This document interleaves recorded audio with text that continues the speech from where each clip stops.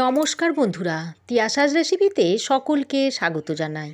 শীত মানেই পিঠেপুলির দিন, আর এই শীতের পিঠেপুলি খাওয়ার জন্য আমরা সারা বছর অপেক্ষা করে থাকি। প্রতিটা বাঙালি বাড়িতেই নানা রকমের পিঠের আয়োজন করা হয়ে থাকে, আর দুধপুলি হলো এই পিঠেপুলির অন্যতম একটা পিঠে। আজ আমি আপনাদের দুধপুলি বানিয়ে দেখাবো। যে কোনো চালের গুঁড়ো দিয়েই নরম তুলতুলে দুধপুলি কিভাবে বানানো যায় তারই একটা ভিডিও আমি আপনাদের জন্য এনেছি।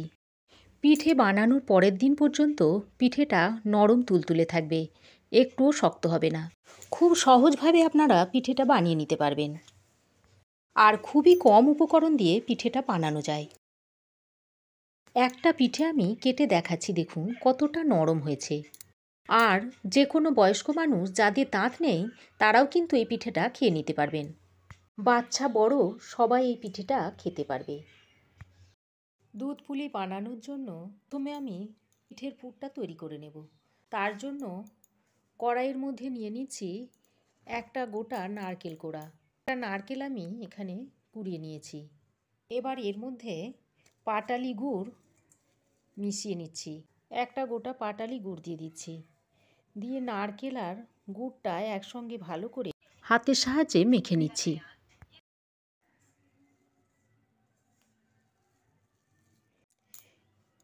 দেখুন খেজুর গুড়ের পাটালি নারকেলের সঙ্গে খুব ভালো করে মাখিয়ে নিয়েছি। এখন গ্যাসের ফ্লেম অন করে নারকেল আর পাটালি গুড়টাকে একসঙ্গে দিয়ে পাক করে নিচ্ছি। এই সময় গ্যাসের ফ্লেমটাকে একটু মিডিয়ামে রেখে নারকেল আর গুড়ের পাকটা ভালোভাবে দিয়ে নিতে হবে। নারকেলের পাকটা খুব বেশি দিলে হবে না, খুব বেশি পাক করলে ছাইটা ঝুরঝুরে হয়ে যাবে। এটা একটু আঠালো আঠালো রাখতে হবে। এইভাবে পাক করতে করতে যখন দেখবেন একটু আঠালো ভাব এসে গেছে, তখন জানবেন যে নারকেলের পাকটা হয়ে গেছে। সেই সময় তখন নামিয়ে নেবেন। আমি দুধপুলির ভিতরের পুরটা শুধু নারকেল আর খেজুর গুড় দিয়ে বানিয়ে নিচ্ছি। এই নারকেলের পুরের মধ্যে আমি খোয়া ক্ষীর কিংবা পাউডার দুধ কিছুই ব্যবহার করছি না। পুরটা আমি প্লেনভাবে তৈরি করে নিচ্ছি। দেখুন গুড় আর নারকেলের পাক আমার দেওয়া হয়ে গেছে। এবার এটাকে নামিয়ে ঠান্ডা করে নেব। এখন আমি কড়াইয়ে দিয়ে দিচ্ছি 1 কাপ জল। এবার এই জলের মধ্যে দিয়ে দিচ্ছি 1/4 চামচ মতো নুন। গ্যাসের ফ্লেম অন করে নুন আর জলটাকে ভালোভাবে মিশিয়ে নিয়ে ফুটে আসা পর্যন্ত অপেক্ষা করব। দেখুন জল খুব ভালোভাবে ফুটে উঠেছে। এই পর্যায়ে আমি 1 বাটি গোবিন্দভোগ চালের গুঁড়ো দিয়ে দিচ্ছি। তবে আপনারা যে কোনো চালের গুঁড়ো দিয়েই এই পিঠাটা বানিয়ে নিতে পারেন।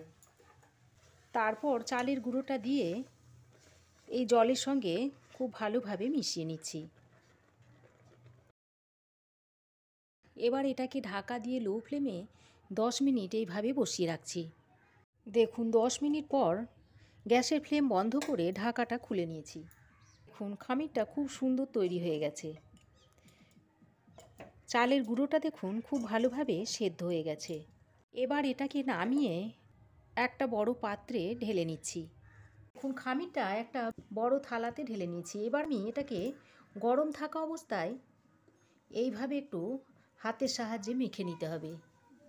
হাতটা একটু জলের মধ্যে ডুবিয়ে এইভাবে করে নেবেন, তাহলে কাজটা করতে সুবিধা হবে।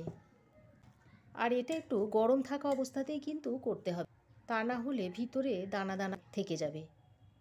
এইভাবে হাতে অল্প অল্প জল নেব আর এইভাবে একটু মেখে নেব।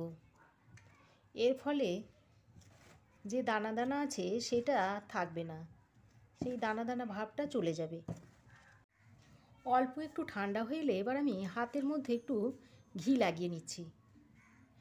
ঘিটা লাগিয়ে এবার এইভাবে ঘি দিয়ে এটাকে একটু এইভাবে মেখে নিচ্ছি। এর ফলে ডোটা একটু সফট হবে। যত বেশি নরম করে মাখবেন পিঠেটা ততই নরম হবে, আর শক্ত করে মাখলে পিঠেটাও শক্ত হয়ে যাবে। আরও একটু ঘি আমি এর মধ্যে দিয়ে দিলাম। মোট 1 চামচ ঘি আমি এর মধ্যে দিয়ে ডোটাকে ভালোভাবে মেখে নিচ্ছি। দেখুন ঘি দিয়ে মাখার কারণে ডোটা কতটা সফট হয়েছে দেখুন। এবার এটাকে এইভাবে লম্বালম্বি শেপ দিয়ে এর থেকে লেচি কেটে নেব। একটু ছোট ছোট সাইজের এইরকম ছোট সাইজের লেচি আমি কেটে নিচ্ছি। তবে আপনাদের যদি ইচ্ছা হয় যে বড় করে করবেন তাহলে বড় করে লেচিটা কেটে নেবেন। এবার এইভাবে লেচিগুলো কেটে নিয়ে দু হাতের সাহায্যে এরম গোল বলের শেপ দিয়ে নিচ্ছি।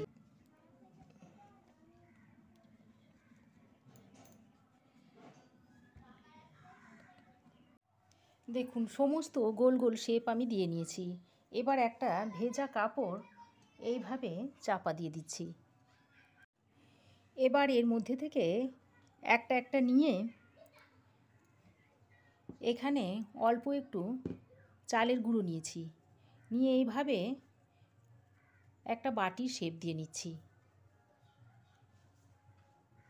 হাতে অল্প একটু এই চালের গুঁড়ো নিয়ে এইভাবে বাটির শেপটা দিয়ে নেব। ধারগুলো একটু পাতলা পাতলা করে নেব।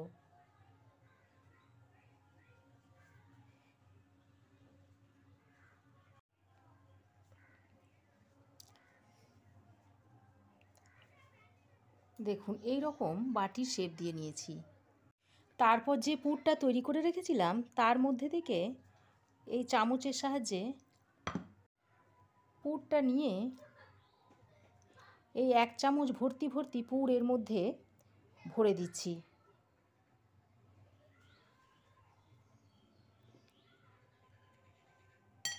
তারপর মুখটাকে এইভাবে সিল করে নিচ্ছি।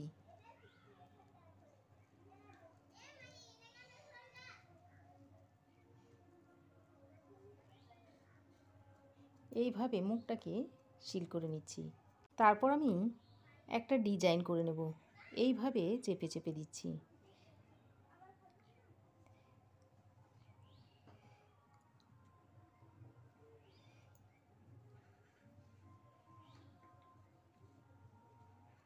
এইভাবে ডিজাইনটা করে নিলে মুখটা আর খুলবে না।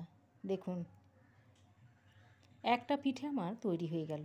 দেখুন আরও একটা আপনাদের পিঠের ডিজাইন দেখিয়ে দিচ্ছি। একটা বাটি তৈরি করে নিয়েছি।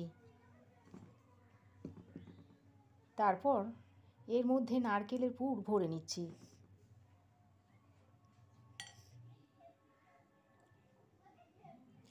তারপর দু মুখটা ওই একইভাবে এইরকম সিল করে নিচ্ছি।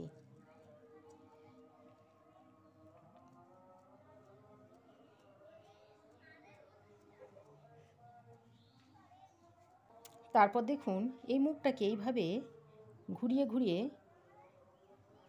এইভাবে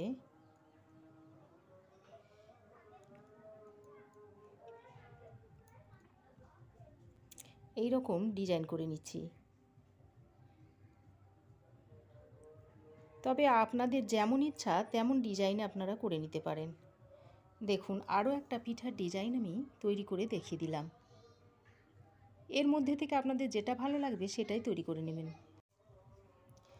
দেখুন সমস্ত পিঠা আমি এইভাবে তৈরি করে নিচ্ছি। দেখুন দেখতে অনেকটা সূর্যের মতো লাগছে। অর্ধেক সূর্য যেমন হয় ঠিক তেমন দেখতে লাগছে। পিঠেগুলো তৈরি করে নেওয়ার পরও একটা ভেজা কাপড় দিয়ে এইভাবে ঢাকা দিয়ে রেখে দেবেন, তাহলে পিঠেগুলো আর ফাটবে না। দেখুন পুলিগুলো আমি তৈরি করে নিয়েছি। এবার গ্যাস অন করে কড়াইয়ের মধ্যে দিয়ে দিচ্ছি 1/2 লিটার মতো গরুর দুধ। এবার দুধ গরম হয়ে এলে এর মধ্যে 200 গ্রাম মতো পাটালি গুড় আমি দিয়ে দিচ্ছি। এখানে আমি খেজুর গুড়ের পাটালিটা নিয়েছি। তারপর গুড়টা দিয়ে এইভাবে নেড়েচেড়ে নিচ্ছি।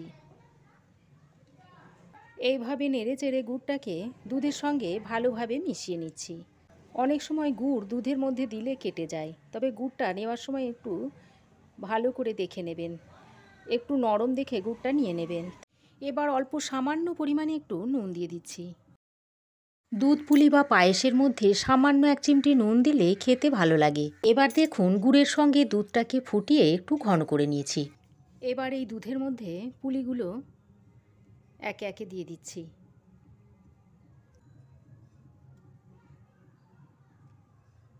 সমস্ত পিঠে দিয়ে হালকা হাতে এইভাবে একটু নেড়ে চেড়ে নিচ্ছি। তারপর 3 থেকে 4 মিনিট মতো দুধের সঙ্গে পিঠেটাকে ফুটিয়ে নিতে হবে। খুব বেশিক্ষণ ফোটালে কিন্তু হবে না, তাহলে পিঠেটা শক্ত হয়ে যাবে। যখনই দেখবেন যে ফুটে একটু উপরের দিকে ভেসে উঠেছে, তখনই গ্যাসের ফ্লেম বন্ধ করে দিতে হবে। দেখুন, দুধের সঙ্গে 3-4 মিনিট পুলিগুলো দিয়ে ফুটিয়ে নেওয়ার পর কি সুন্দর পুলিগুলো দেখুন ভেসে উঠেছে। এবার এই পর্যায়ে গ্যাসের ফ্লেমটা অফ করে দিচ্ছি, তারপর আপনাদের সার্ভ করে দেখাবো। আর দুধের মধ্যে আমি এলাচ গুঁড়ো কিংবা অন্য কোনো সুগন্ধি ব্যবহার করিনি। যেহেতু আমি এখানে খেজুরের গুড় দিয়েছি, তাই এলাচ গুঁড়ো বা কোনো সুগন্ধি দেওয়ার দরকার হয় না। আর পুলিগুলো দেখুন ফুলে কতটা মোটা হয়ে গেছে। পুলিগুলো নামিয়ে এখন আমি আপনাদের একটা প্লেটের মধ্যে সার্ভ করে দেখাচ্ছি। পুলিগুলো দেখতেও খুব সুন্দর হয়েছে দেখুন, আর একেবারে তুলোর মতো নরম তুলতুলে হয়েছে। এর মধ্যে থেকে একটা পিঠে আপনাদের কেটে দেখাচ্ছি, দেখুন কতটা নরম হয়েছে। যাদের দাঁত নেই তারাও কিন্তু এই পিঠেটা খেয়ে নিতে পারবেন। বাচ্চা বড় সকলেই কিন্তু এই পিঠেটা খেতে পারবেন। তো বন্ধুরা, এই দুধপুলি পিঠেটা আপনারা একবার বাড়িতে বানিয়ে খেয়ে দেখবেন, আর কেমন হয়েছে কমেন্ট করে জানাবেন। ভালো লাগলে একটা লাইক ও শেয়ার করবেন। পাশে থাকা বেল আইকনটা অবশ্যই প্রেস করবেন। আর আমার চ্যানেলে নতুন বন্ধু হয়ে থাকলে প্লিজ চ্যানেলটা সাবস্ক্রাইব করার অনুরোধ রইল। আজ এ পর্যন্তই। আবার দেখা হবে নতুন কোনো রেসিপি নিয়ে নেক্সট এপিসোডে। সে পর্যন্ত ভালো থাকবেন, সুস্থ থাকবেন। ধন্যবাদ।